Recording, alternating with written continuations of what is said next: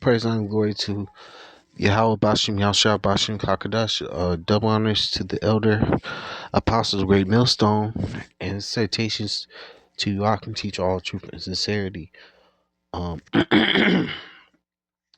this gonna be called "Are the Heathens a Part of New Jerusalem?"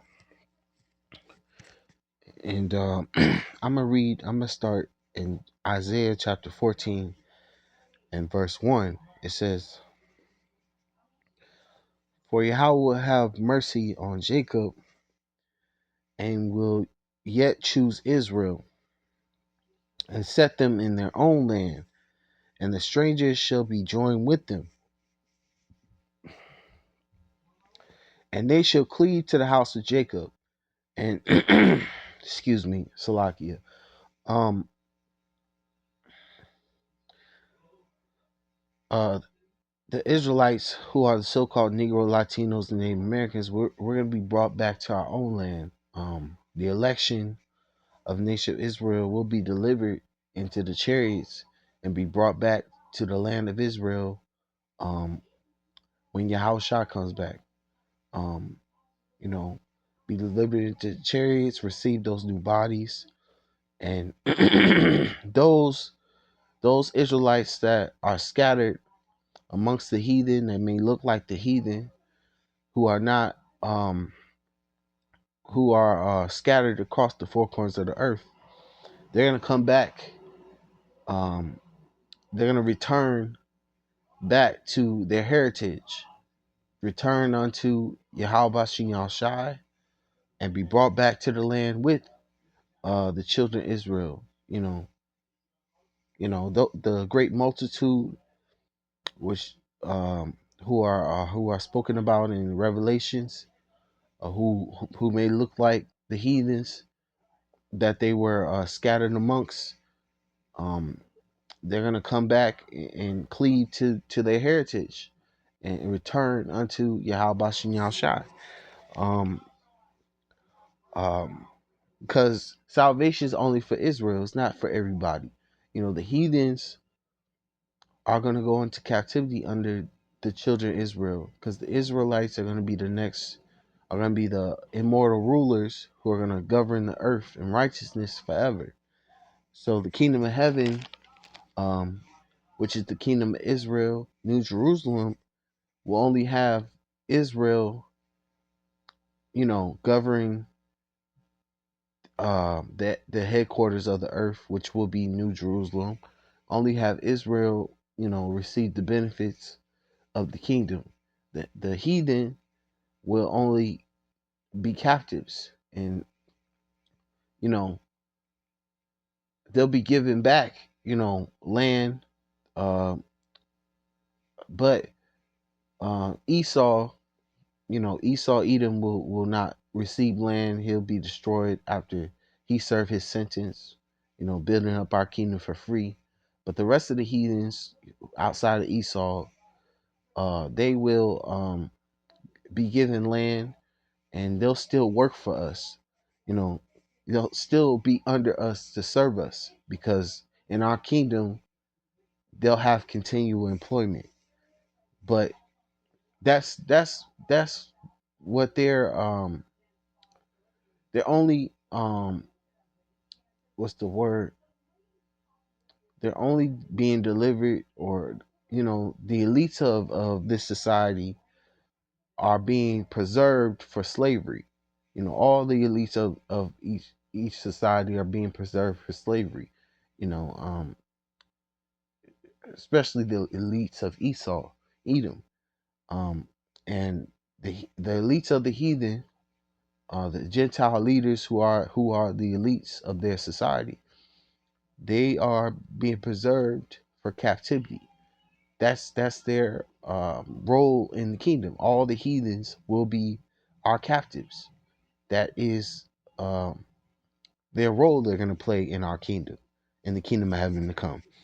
Um, I'm gonna read verse 2.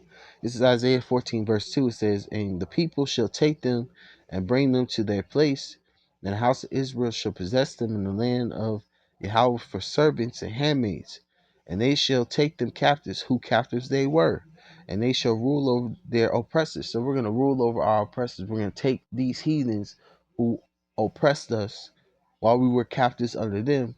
We're going to take them as our captives in our kingdom, which is the kingdom of heaven, which is New Jerusalem, which is the kingdom of Israel. You know, I'm going to move on. I'm going to go to Isaiah 60 and verse 10. It's Isaiah 60, verse 10. It says, "And the sons of strangers shall build up thy walls, and their kings shall minister unto thee.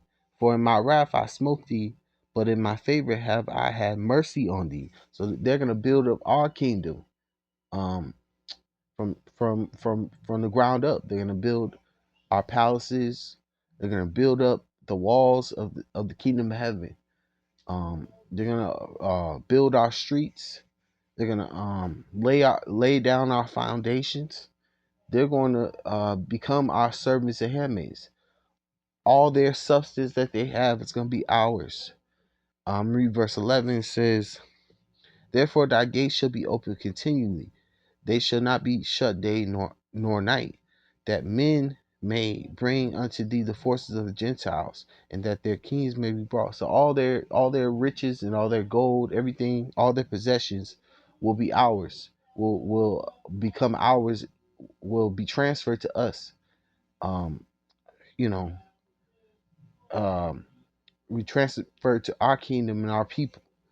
Um, it says, for the nation and kingdom that will not serve thee shall perish. Yea, those nations shall be utterly wasted. So those that don't want to get down with the new government that is being put in place by Yahweh Bashim Yahshua, they're gonna perish. Um, they're not gonna what's the word? Their nation is gonna be obliterated out of existence. Um, you know, cut off from existence. Uh, I'm gonna go to Isaiah 61 and verse 5.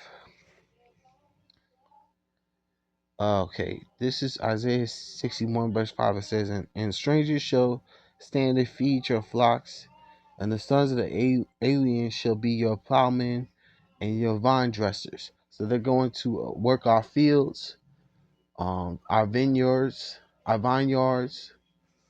Um, you know, they're gonna pick, um, cotton.